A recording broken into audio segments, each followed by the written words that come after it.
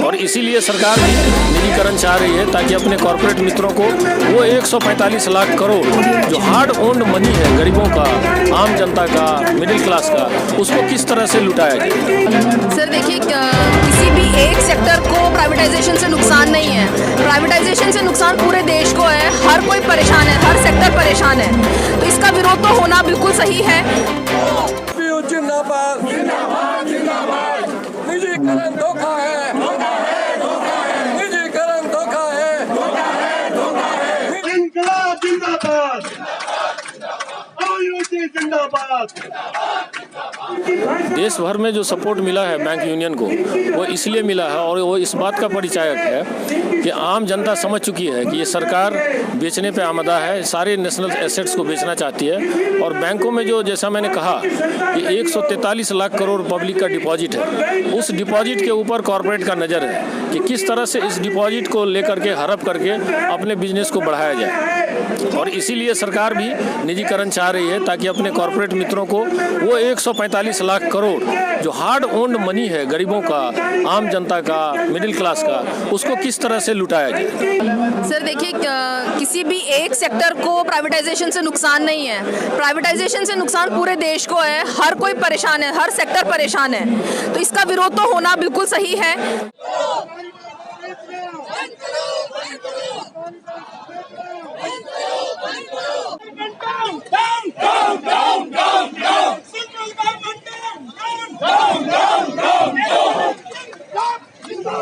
जिंदाबाद जिंदाबाद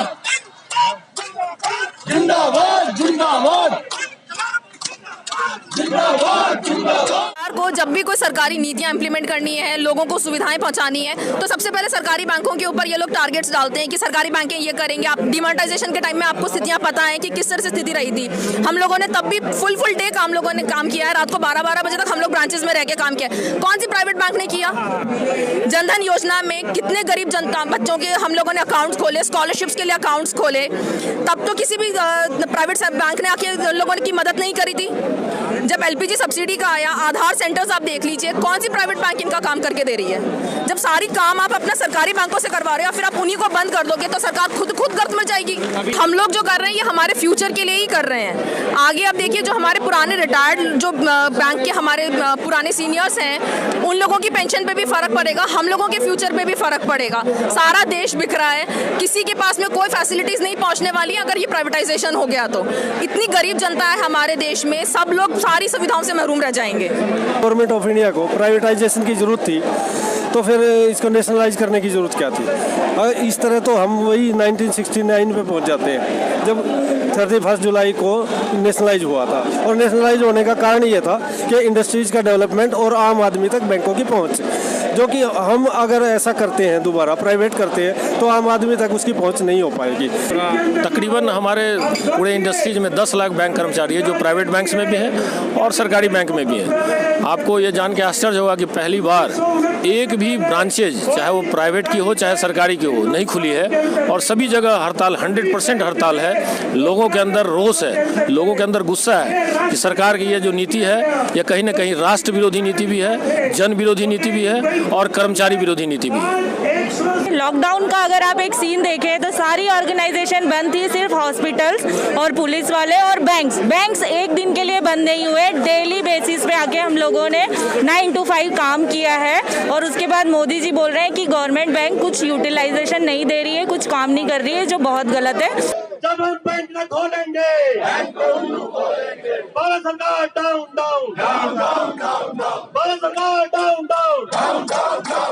आगे का स्टेप ये हमारा सांकेतिक 2 दिन का हड़ताल है।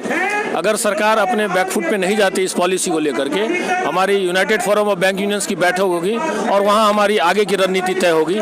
ये मैं बता दूं कि बैंक संगठन, बैंक यूनियन जो भी है, वो कभी भी सरकार, किसी भी सरकार से, हमने नेहरू जी के टाइम से लड़ाई छेड़ी है और तमाम प्रधानमंत्री को हम लोगों ने देखा है और उनकी नीतियों का विरोध करके अपनी मांगों को मंगवाया है। इसलिए मैं कॉन्फिडेंट हूँ कि यूनाइटेड फोरम बैंक यूनियन इस नीति को भी विरोध करके हटवाने का काम करेगी। वो लूट रहे हैं सपनों को, मैं चैन से कैसे सो जाऊं। वो लूट रहे हैं सपनों को, मैं चैन से कैसे सो जाऊं। वो बेच रहे अरमानों को, अब खामोश कैसे हो जाऊं।